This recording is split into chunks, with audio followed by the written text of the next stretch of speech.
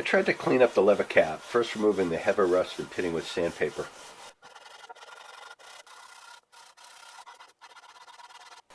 To my disappointment, it found out to be really unflat.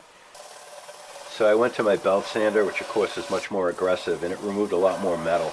But I still had to stop short because the two sides were just too shallow to lap out. And you can see from some time on the belt sander, this face was not finished very flat. So I went to Evaporust to chemically get rid of some of the surface rust. Then I went to a drum sander on my drill press. This allowed me to sort of spot sand aggressively the specific areas and clean up these shallow areas. I'm not sure it's any flatter than when I started, but at least the pitting's pretty much gone. Then I ended up with a finish that clashed with the look I wanted. So I had put an honest magnetite patina on the body, which I covered in another video, and I also took the time to put the same on the lever cap. Well, here is the lever cap in question. I sanded it. I took off a fair amount of metal, more than I would have actually liked to, but I did get pretty much all the pits out. There's a little bit down here that is still in there, but I think I can live with that.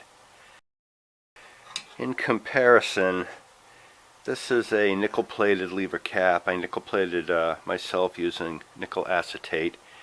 And if you compare the two, they're both shiny. This one definitely has more of a yellowish or a straw-colored tint to it. This is definitely very shiny and silver. This is the lever cap from my Defiance plane. I think this is the look I want to go for, a nice gunmetal blue.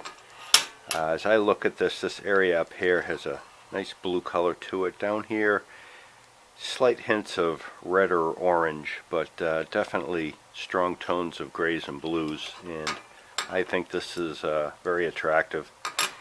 And for comparison, this is an old number 4. It still has a lot of rust on it. Nothing's been done to this other than it's sat somewhere for several decades.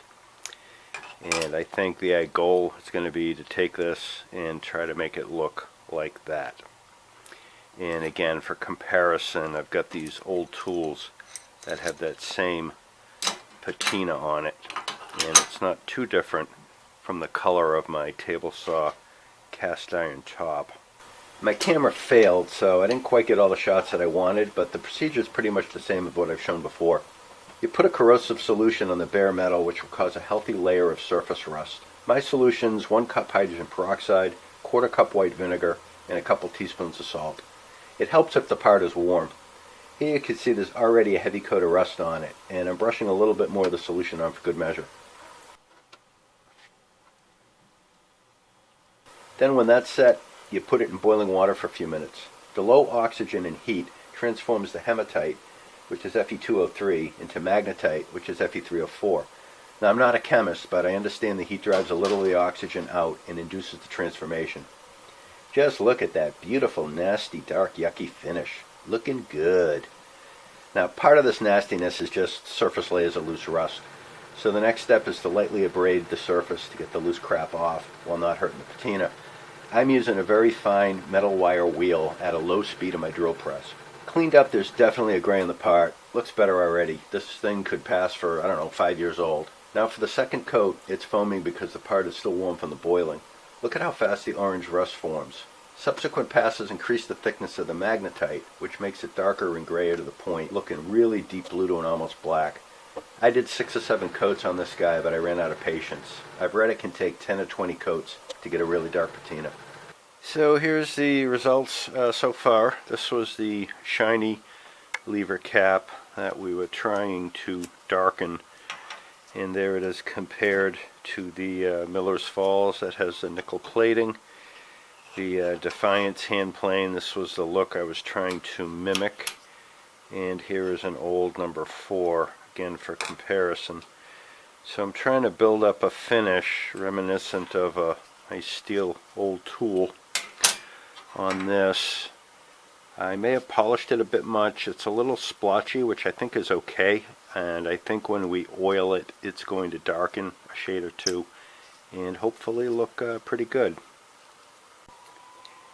And here's the lever cap after a coat of oil next to the shiny one, the old one on the Defiance, and the old one that's never had anything done to it off an old number 4. It didn't come out quite as dark as I had hoped. It's a little bit mottled, not very uniform, which I think looks fine. Again, it looks like it's been used and been around the block a few times, which was the look I was going for. Here's a reminder of the befores, and here's the after. Again, here's the before and the after. Here's the before, the guy we care about, and the after. Very nice. Right now I have this really lovely medium gray, and I think it looks great. I was hoping it would come out a little darker, but this is really good enough for me. Soaking it with dirty oil is supposed to darken it further.